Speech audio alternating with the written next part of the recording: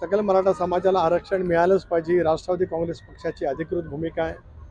पण ते आरक्षण दिलं जात असताना दोनदा आरक्षण उच्च न्यायालयाने एकदा आणि सर्वोच्च न्यायालयाने एकदा रद्दबदल ठरवलं. त्यातल्या त्रुटी लक्षामध्ये ठेवत आज महायुतीचं सरकार एकनाथरावांच्या नेतृत्वाखाली जे काही काम करत आहे, मराठा समाजाला आरक्षण देण्यासाठी वचनबद्ध आहे. कायद्याच्या कसोटीवरती ते आरक्षण टिकवण्याचं देण्याचं असल्यामुळेच त्या त्रुटीची पूर्तता करण्यासाठी काही कालावधी लागेल.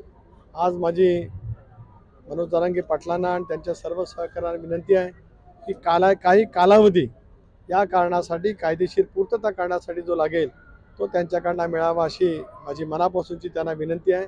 ओबीसीच्या आरक्षणाला धक्का न लावता दिलं जाणारं आरक्षण चिरकाल पद्धतीने टिकेल या पद्धतीने सरकार युद्ध पातळीवरती प्रयत्न करते आहे. नामदेवराव भगत यांनी गेली अनेक वर्षाची आगरी कोळी महोत्सवाची परंपरा कोविडचा कालावधी सोडता त्यांनी अखंडपणे या ठिकाणी सुरू केली.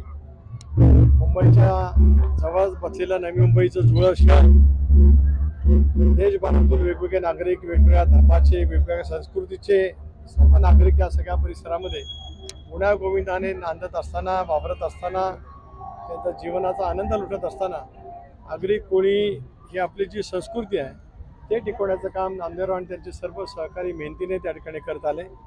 त्याच्यामध्ये सहभागी होणारे कलाकार असतील, या सगळ्या स्टॉलच्या माध्यमातून टिपिकल आगरी कोळी जेवणाची चव ज्या पद्धतीने या ठिकाणी केवळ वासाने अनुभवायला मिळते आहे, मला खचितच या गोष्टीचा अभिमान आहे. माझ्या मनपूर्वक हार्दिक शुभेच्छा आहे. सर, उद्या अयोध्यामध्ये प्राणप्रतिष्ठा देशभरामध्ये दिवाळी साजरी केली जात आहे. आम्हाने आज जल्लोषर त्या ठिकाणी होतो आहे आणि त्याच्यामुळे गेल्या अनेक शेकडो वर्षाची संबंध भारतीयांच्या मनामध्ये असलेली जी काय आत्मिक भावना होती ती आज त्या ठिकाणी प्रभू रामचंद्राची प्राणप्रतिष्ठा मंदिराची अयोध्येच्या नगरीमध्ये त्या ठिकाणी होत असतानाच आम्हाला सर्वांना त्या गोष्टीचा अतिशय मनापासूनचा खूप आनंद त्या ठिकाणी आहे. नामदेवरावांनी अशी मागणी त्या ठिकाणी केली की आगरी कोळी भवन आज सिडकोच्या माध्यमातून त्या ठिकाणी बांधण्यात आलं. संचलित सिडकोच्या माध्यमातून होतं आहे. इथल्या त्या समाजाशी निगडीत असलेल्या ते संस्थेला मिळालं तर त्याचा विनियोग अतिशय चांगल्या पद्धतीने होऊ शकतो.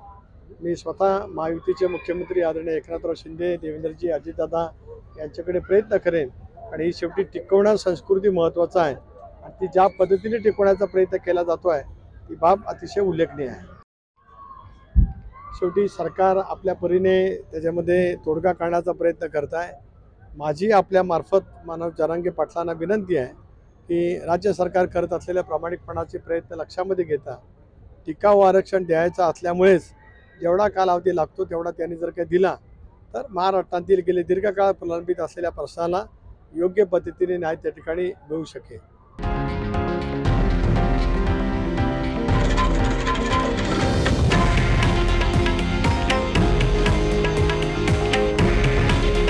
हे आहे देशातील नंबर 1 न्यूज नेटवर्क आणि आपण पाहत आहात TV9 मराठी.